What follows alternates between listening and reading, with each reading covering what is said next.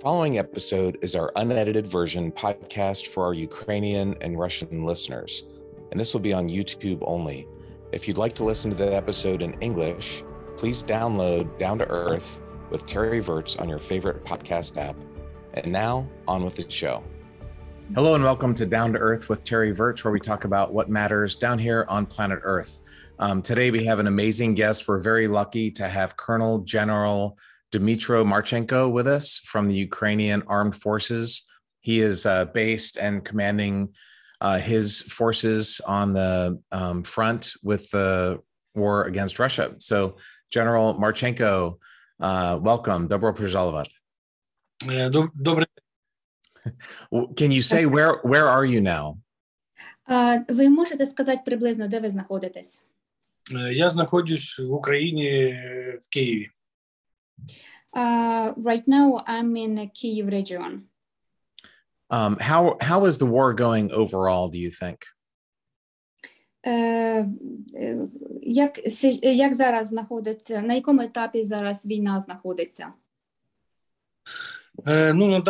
На даний час пішла друга така, якщо можна сказати, волна супротиву України проти Російської Федерації. Тобто ми їх відтіснили від тих позицій, на які вони вийшли на початку війни. І зараз готуємось до наступальних дій.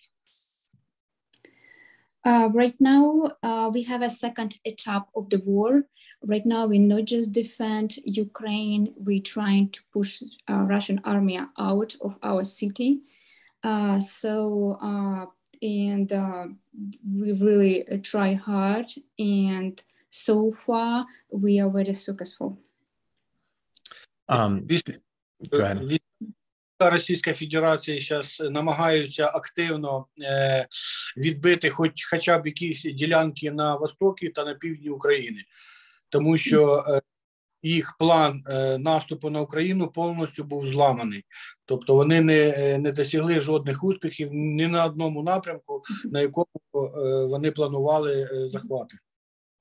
Right now, army of Russia's Federation, they plan to break down. They planned differently on the beginning of the war. They planned to take south of Ukraine for sure, and right now they they fail, and they're trying to attack very aggressively some small cities in East Ukraine and South Ukraine, but we are not let them in.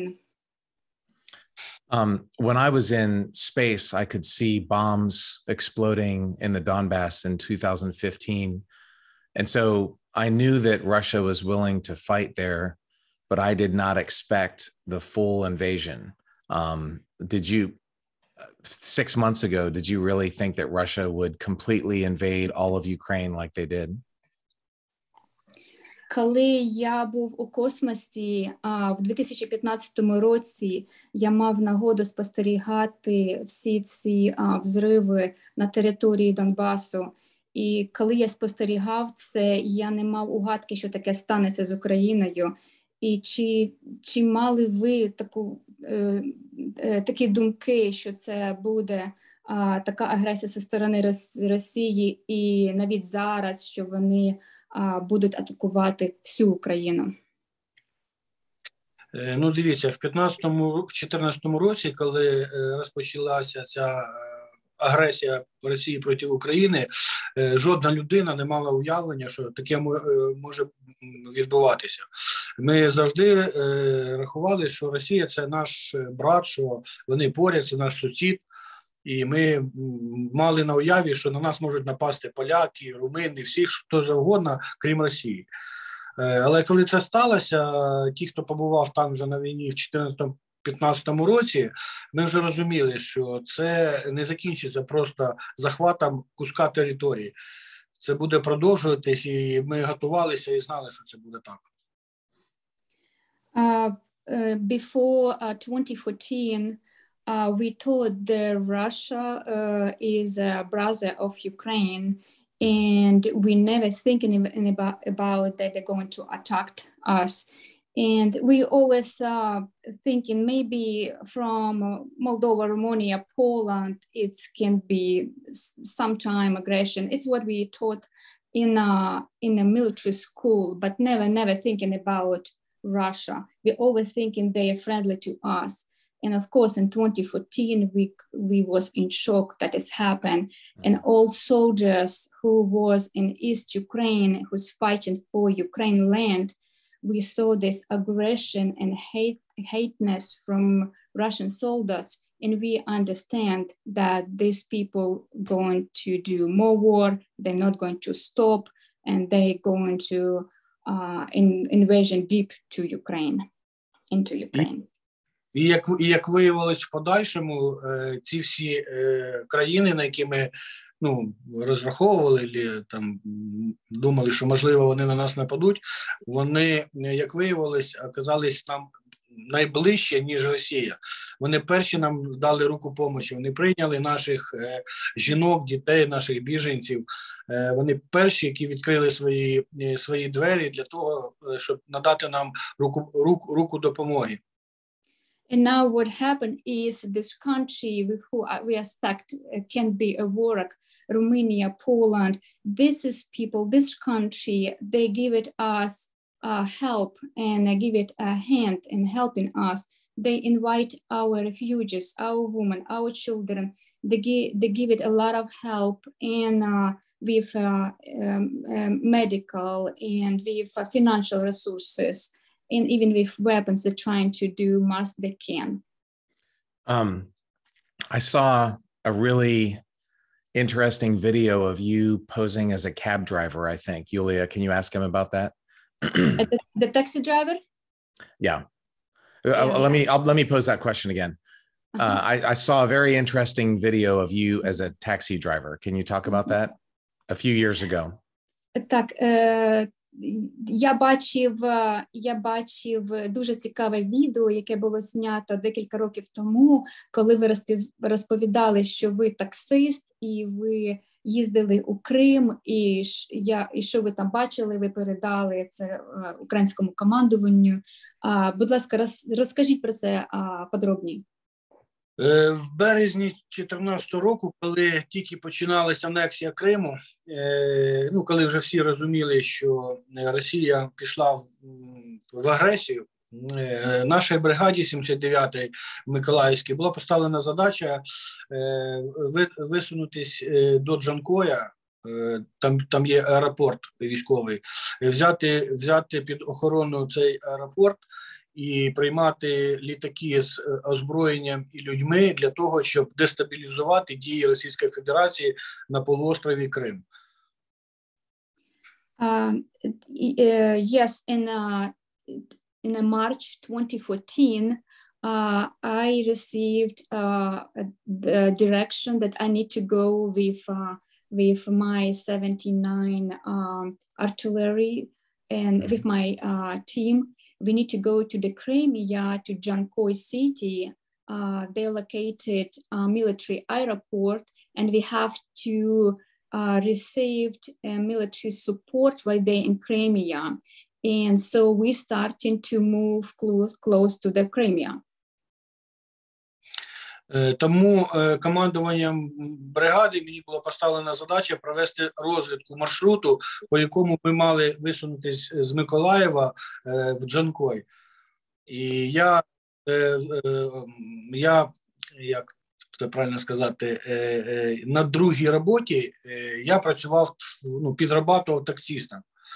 І в принципі було це все обладнання. Я під виглядом таксиста заїхав в Крим, де проводив відеозйомку, де проводив фіксацію скупчення військ Російської Федерації, де на картах відмічав небезпечні маршрути.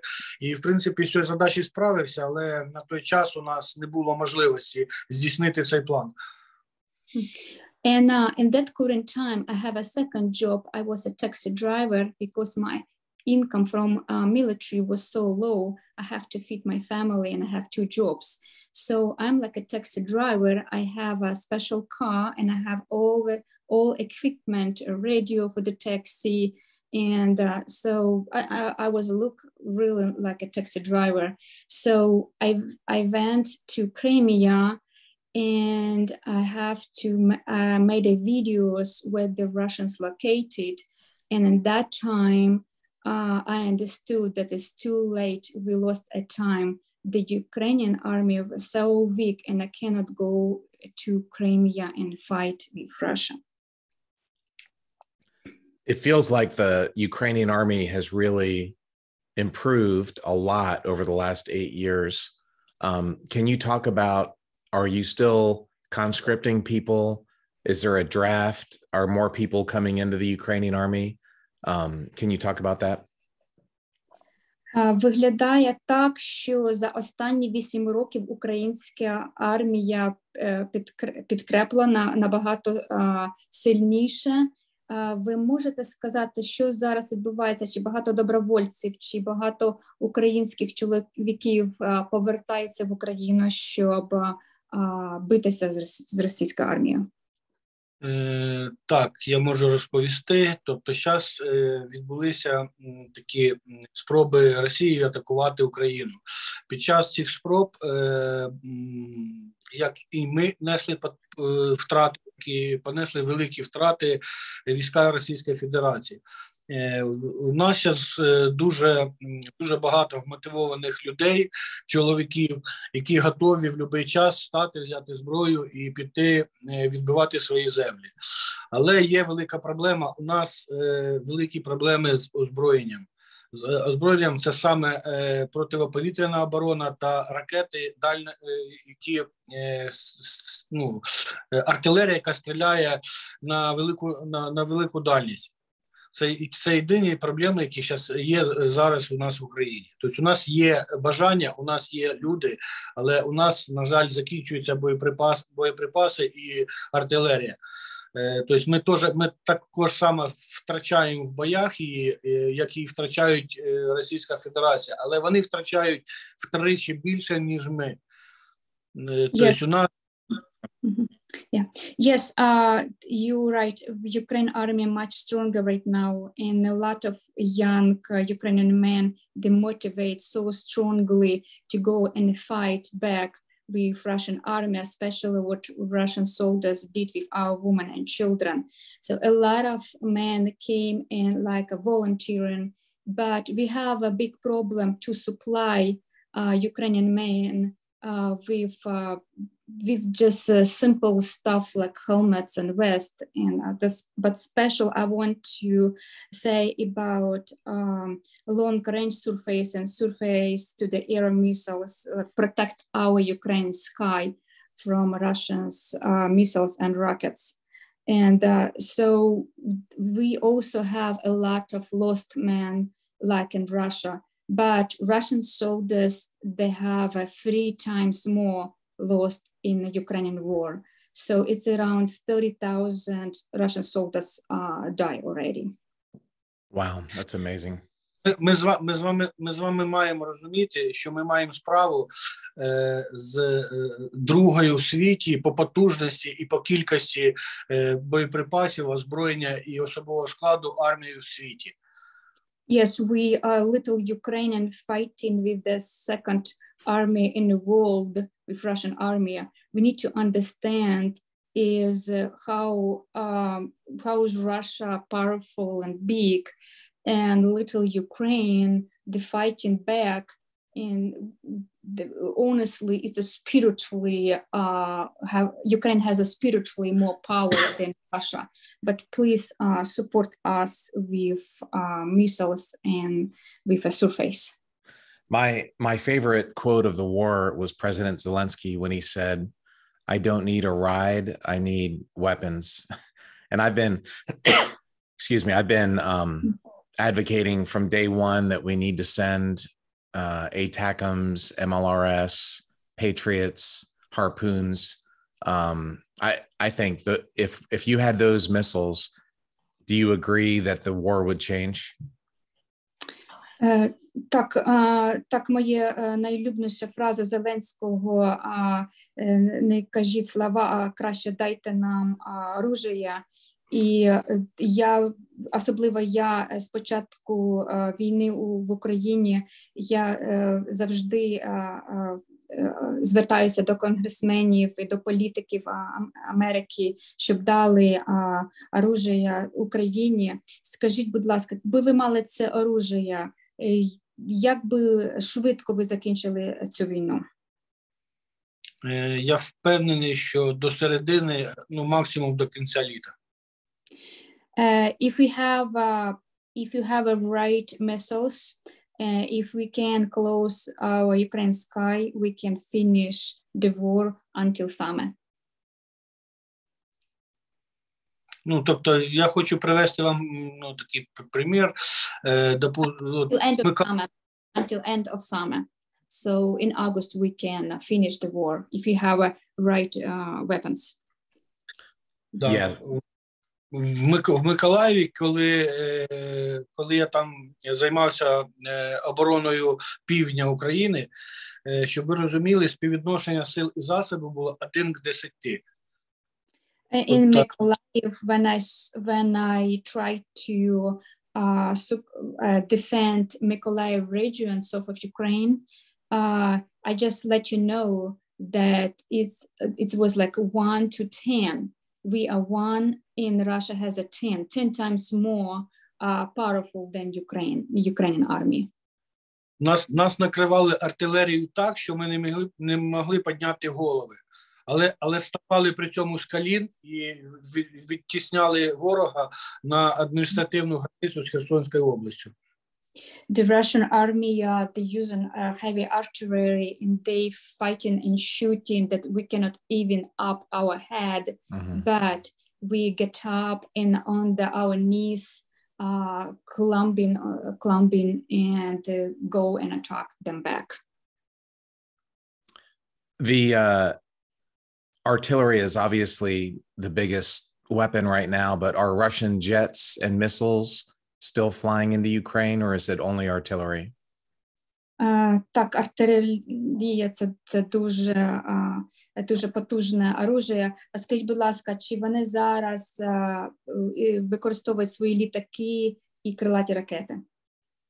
Так, вони в основному зараз використовують крилаті ракети, літаки і артилерію, яка має велику дальність. І саме страшне в цьому, що вони не б'ють по військових об'єктах або по військових, вони б'ють по цивільних. По цивільних жителях вчора в Миколаєві попали в будинок, де було 2 дитини. Yes, unfortunately they using jets and missiles and artillery, but worse in this war, they not shooting the military base, they shooting for the civilians. Yesterday, the missile rocket explode civilian building and two children die. So I heard an interview yesterday with the Russian ambassador, and he said that the reason they're bombing buildings is because Ukraine is hiding their army in civilian buildings. What do you say to that? Я вчора бачив з руським послом інтерв'ю, і він казав, причина, по якій вони стріляють по цивільним, так як там українська армія ховається. Як прокоментуйте, будь ласка, це? Це абсолютний бред. У них високоточна зброя, якою вони хвастались на весь світ. І як можливо такою високоточною зброєю бити по цивільної многоетажки, в якій живуть люди, і крім цивільних людей там жодної людини нема. Я вам скажу більше, сама звістка про те, що до нас може прямувати або прямує така зброя, вона вже заставила Російську Федерацію відігнати свої катери, які мають крилаті ракети «Калібр», якими вони б'ють по цивільній інфраструктурі. Тобто сама звістка заставила їх відійти назад до Криму для того, щоб не попасти під обстріл. No, that's absolutely not true. The Russia has a very good weapon which can direct them, which can see where is a civilian building and where is a military base. But they still shooting, and of course, Ukraine army are not hiding in a civilian building. Absolutely not. We have a rule: do not do it. And let me tell you one important things. Right now on the news that US and Europe Union are going to support us with military supply. And this is news made the Russia army step back. They already move back. They're scared that we are going to fight back and kill and explode their military equipment. One of the things that strikes me, every war is violent. It's men killing men. But the way the Russians are fighting, what they did in Bucha, their constant destruction of apartment buildings and schools across an entire country, the things that their soldiers have said that we're going to kill all Ukrainians, this feels much more than a war. It really feels like a genocide to me. What do you think? Я дуже схвильований і розчарований, бо завжди війна – це коли мужчина вбиває мужчину, а тут вони так підло вбивають жінок і дітей, та ще кажуть, що ми будемо їх знищувати, бо вони українці. Це не війна, це набагато страшніше, це геноцид. Ви теж так вважаєте? Так, я абсолютно з вами згодний. Це не війна української армії проти армії Російської Федерації. Це війна цілого народу з дуже великою та потужною армією, дуже жорсткою і дуже неприємною. Це боротьба цілого народу за свою свободу, за свою незалежність. Тому так. Yes, I agree with you. This is not just a war, it's much worse. It's genocide. It's Ukrainian people, whole nationality, Ukrainian nationality, and the women and children, everyone, they have to defend themselves because Russia army are very aggressive.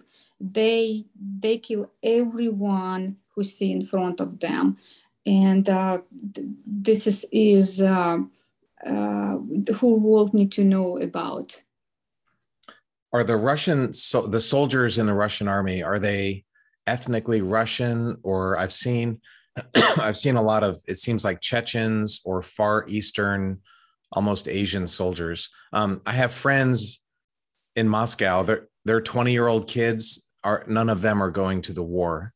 So are the Russian soldiers you're fighting truly ethnically Russian, or are they Chechens and others? Чи це дійсно в російській армії тільки російські? Якщо я не помиляюсь, я бачив новини, що там і з Чечні є, і виглядають як азіати. Наприклад, у мене є знайомі, які мешкають в Москві, і у них є 20-літній син, який гадки не має, що йде війна в Україні. Так, у них армія, вона складається, тобто ви ж розумієте, що у них є буряти, у них є, многонаціональна у них, на самом деле, Росія. І так, звісно, дуже активно приймають участь в цій війні кадировські найманці.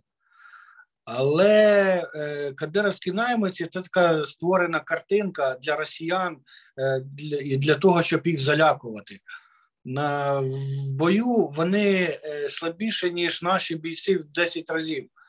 Тобто вони приходять туди, вони можуть познімати там в TikTok і виложити якесь відео. Це максимум, на що вони здатні. Коли починається реальний бой, вони тікають. Вони тікають, і про це кажуть самі русські солдати, які це бачать. Yes, Russia is big and they have many nationalities, include Chechen people, I would say Kadyrov army, and also they have an Asian like from Buryatia. But let me tell you something very important. They Kadyrov people from Chechnya, they seems to be like a brave and soldiers, but it's just Russian propaganda. When they came to the real battle in Ukraine, they ran away. On the beginning of the war, on the beginning of the battle, they made a lot of videos and TikToks and posted on social media. But when real battle starting, they ran away, and they cannot fight at all. Can you describe what it's like for your soldiers on the front line now? I think this is mostly an artillery war, and that's pretty terrifying. I don't think you can understand what it's like to have artillery attacks around you until you've experienced it. What's it like for Ukrainian soldiers right now? Скажіть, як себе відчувають українські солдати на передової? Я не можу собі навіть представити, коли стріляють навколишки, ти не маєш нагоди навіть висунути голову. Розкажіть подробно, як українські солдати там воюють на передовій, і взагалі 3 словами, і розкажіть про це, будь ласка. Ну, я хочу сказати зразу, їм дуже тяжко. Їм так тяжко, що ми з вами навіть не можемо цього уявити. Вони постійно, на деяких ділянках бої тривають по 20 годин на добу. Вони дуже уставші, їм дуже тяжко, але вони знають, чого вони там стоять. Вони стоять за свої землі, за свої сім'ї, за своїх дітей, за свої дома. Тому іншого вибору у нас немає. У нас є вибір один. Це побити росіян, які зайшли на нашу територію, які знущалися над нашими жінками, дітьми. І нам треба їх виганяти звідси. Якщо ми цього не зробимо, вони повернуться і повірте, що згодом вони захоплять всю країну. I would tell you that's the very heavy situation on the front of line of the battle. The soldiers, they don't have enough food and water. They fighting, sometimes they're fighting like 20 hours per day. They're tired, they're hungry, they don't sleep enough, but they know they don't have a choice, and they know they're fighting for their land, for the women and children, and they understand they're fighting not just for freedom now and for the future generation of Ukrainian people. Because every Ukrainian soldiers understand, if they not fight back today, the Russians will come back and they will attack whole Ukraine, and they kill all Ukrainians. So they don't have a choice. They're tired, but they're fighting back. Describe the Russian attitude towards Ukraine. This is something I learned early when I studied Russian to go into space. For example, na Ukraine. Just describe the fundamental view that Russians have towards Ukraine. Ви можете характеризувати такого російського солдата, що в них в думках, чому це сталося? Характеризуйте, будь ласка. Not only soldiers, the overall culture. Всю російську культуру, не тільки солдата, всю культуру. Це мені дуже просто зробити. Дивіться, російський солдат – це ніби голодний вовк, який вибіг з лісу і зараз намагається відкусити шмат м'яса. Я вас всіх запевняю, що якщо йому вдасться згризти Україну, він на цьому не зупиниться, він піде далі. Там, ну, щоб ви розуміли, солдати, от яких я брав полонених на півдні України, ну, вони були шоковані лише тим, що коли вони заходили до нас в обичне село, для них це деревня, вони побачили там, що у людей, там, у пожилих людей, там, у бабусі з дідусем, у них є ноутбук, у них є в домі ну, туалет з душем, у них є плазменний телевізор. Тобто вони були шоковані. Мені один солдат каже, ви розумієте, що мені 24 роки, в мене досі нема ноутбука, а у вас дідусь з бабусею в якомусь селі це мають. Це люди, які не привикли щось будувати, щось розвивати. Це голодний непотріб, який буде наживатися і як це правильно сказати, який буде жити за рахунок чужих досягнень. Ну, тобто, от у мене у знайомого будинок, він фермер, і у нього в будинку є двоконтурний котел, у нього в кожній кімнаті стоїть кондиціонер. Вони зайшли до нього в будинок, виламали йому металопластикове вікно і поставили там печку, буржуйку обичну. Прийшов сусід і каже, хлопці, що ви робите? Ось, нажміть на кнопку, вам буде і тепло, і гаряча вода. Ну, вони до цього не звикли. Вони, ну, це, як вам сказати, це така болячка, яка буде розпространятися по всій Європі. It's very easy for me to describe Russian soldiers. It reminds me hungry wolf who came to neighbor territory to bite and a half of meat. We have a lot of Russian prisoners, and they tell, and they in shock when they came to simple Ukrainian village, and they saw that every house has a TV and has a computer, like old people has a computer. One of the Russian prisoners said, I'm 24 years old and I still don't have a computer at home. And a lot of Russian soldiers, when they came to the Ukrainian houses, they was in shock that Ukraine has computers, TVs, condition system, water and restroom in the house, not outside of the house like in Russia village. So the Putin, he speak up the soldiers from the very poor areas who even don't know what is mean civilization, who don't know about technology, and they in shock that Ukrainian people live much better. And they try to stolen everything, microwaves, laundry machine, TVs, even restroom from the Ukrainian houses.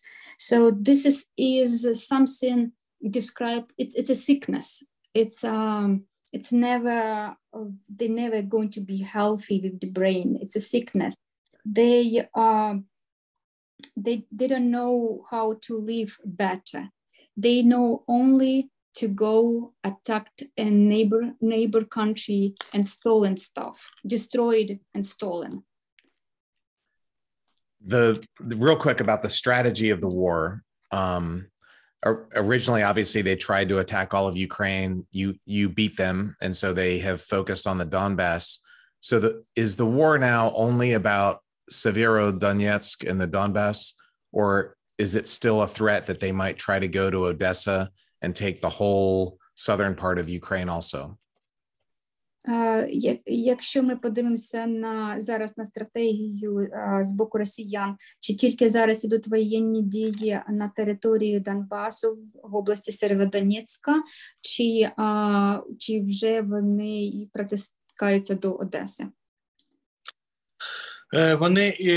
Вони йдуть як на Донецьку і Луганську, так і на півдні України. І вони не припиняли на самом деле свої наступи на Одеському напрямку. Так, вони були нами успішно відтіснені, десь на кілометрів 40 від Миколаєва. Але в планах у них є захоплення Одеси і Миколаївської області. Yes, they right now are attacking only East Ukrainian, Donetsk and Lugansk, but they always trying to invade South Ukrainian and Mykolaiv and Odessa. But we stopped them near Mykolaiv region. But they're always trying, every day they're trying to attack South Ukraine. I'm worried about the infrastructure, fuel supplies, roads, electricity. 3 months is a lot of pounding. The Russians have been attacking lots of those things. How is Ukraine holding up for infrastructure? Я хвилюю за інфраструктуру України. Так уже 3 місяці, де російська армія бомбить і дороги, і бази, аеропорти. Як взагалі Україна тримається всі ці 3 місяці? Ми тримаємось, тому що це наша батьківщина, і вона у нас одна. Іншої нам ніхто не подарує і ніхто не надасть її. Тому у нас нема виходу, ми будемо боротися. Так, ми розуміємо, багато знищено, але ми відбудуємо нове. Але наша задача зараз прибрати його, встановити наші кордони українські. Це основна задача наша. Yes, we stay here, even our infrastructure destroyed, but this is our land. This is our country. We're fighting back, and we will stay here until we end of war, and until we have all border of Ukraine empty from Russia. So we don't have a choice. So yes, infrastructure destroyed, but we are fighting back and try to live here and fighting, and so. I want to end on this question. How do you think this war will affect Ukraine in the long term? 10 years from now, 20 years, 50 years from now, when people look back, and I believe that you're going to win and you're going to have your country intact. How do you think people will look on this? Will this be a point where Ukraine really was united? Because a few years ago, there was a lot of divisions in Ukraine. Just like in America, we have divisions. Do you think in the long run, this war will unite Ukraine and make it stronger? Скажіть, що зробила, якщо ми дивимося з духовної сторони, що зробила ця війна з Україною? Чи вона об'єднала всіх, чи знову розділяє, як, наприклад, навіть 6 місяців назад дуже багато українців вважало по-іншому ситуацію і були на різних боків. Що сталося зараз? Чи це об'єднало Україну? Чи як ви вважаєте, чи ви відбудуєтесь? Так, я вам скажу, що вона настільки об'єднала всіх українців, що навіть ті знайомі, які у мене були з проукраїнськими поглядами, які казали, що вони дуже бояться війни і для того, щоб її не відбулося, навіть були погоджені на те, що тут буде Російська Федерація, навіть вони зараз кажуть, що не треба нам ніякий руський мір. Ми відвоюємо, і потім всі зберемося, і один одному допоможемо, і все відбудуємо. Yes, absolutely. This is war that change Ukrainian mind. Ukraine is very united right now. Even I have a lot of people, I know these people, some of them friends, who thought, we don't want war, even Russia will be here, we just don't want war. But right now they see who's the Russian soldiers, who's destroyed because you are Ukrainian. And they even destroyed people who speak Russian, not speak Russian, they don't care at all. And this all Ukrainian people who thought differently before war, right now they are very united and they fighting back and they say, and after war finish, we will rebuild our beautiful Ukraine. Putin is a monster who needs to be stopped, and it's Ukraine that is doing the fighting for us so that he doesn't end up in Poland and Germany and other countries. So thank you from the entire West for fighting this fight. You're not only fighting for Ukraine, you're fighting for the rest of Europe and for other freedom-loving countries.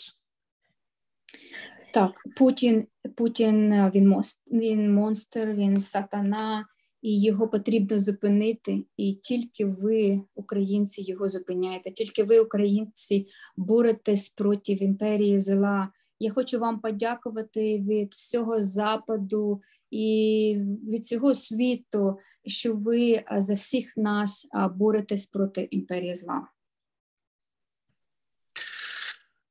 Дуже дякую вам. Ми дуже сподіваємося на вашу допомогу.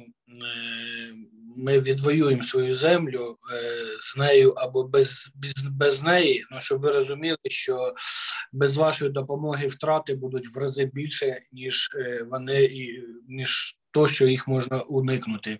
І саме втрати будуть саме цивільних, саме дітей, саме жінок. Тому я дуже сподіваюся, що ви нам дуже допомогли своїм озброєнням на початку війни, що ми в принципі, продемонстрували свою здатність захищати за допомогою тих джавелінів, енлавів, того озброєння, що нам було надано на початку війни. Але війна триває, і триває дуже жорстоко, і тривають, і при цьому є великі втрати.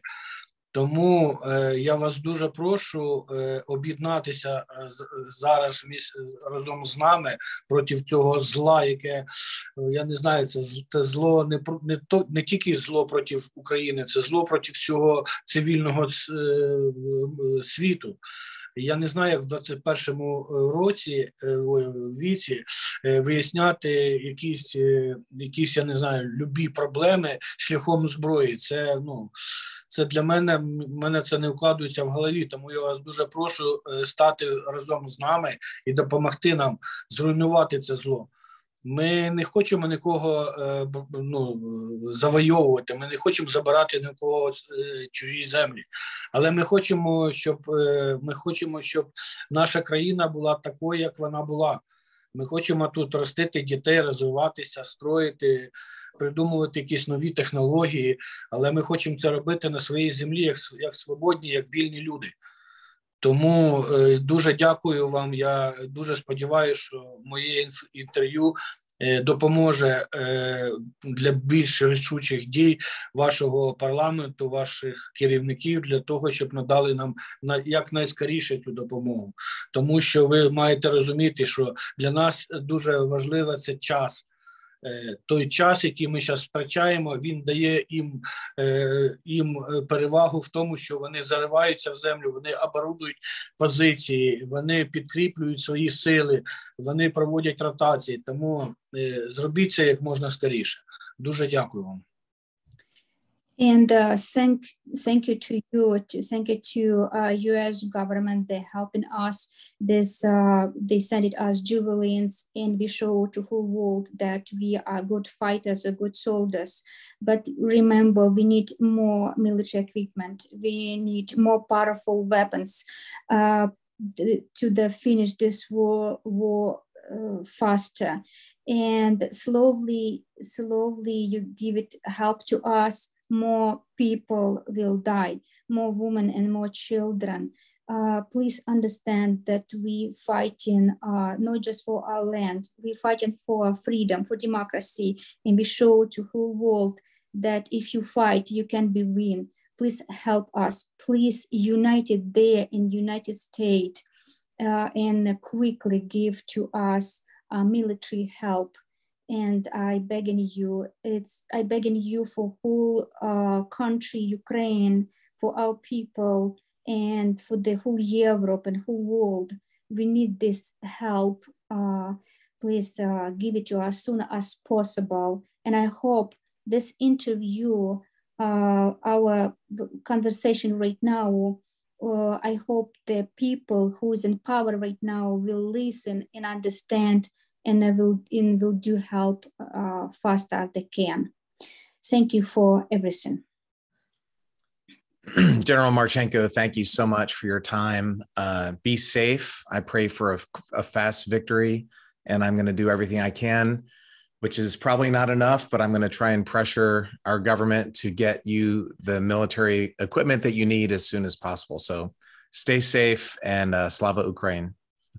Генерал Марченко, будь ласка, залишайтеся живим. Я молюся за мир кожного дня, І я намагаюсь надавити тиск на наші державні органи, щоб вони надали вам потужне оружие. Будь ласка, залишайтеся живим і слава Україні! Героям слава! Сподіваюся, що все буде добре. Ми переможемо, і я вас запрошую до України святкувати нашу перемогу. Glory to Ukrainian heroes, and I'm pretty sure we will be win, and I'm welcome you to Ukraine to celebrate our victory. We'll have a celebration dinner after the victory when I visit Ukraine. Так, у нас буде такий святковий вечір, коли я приїду в Україну. Обов'язково. Добре, дуже дякую. Дякую.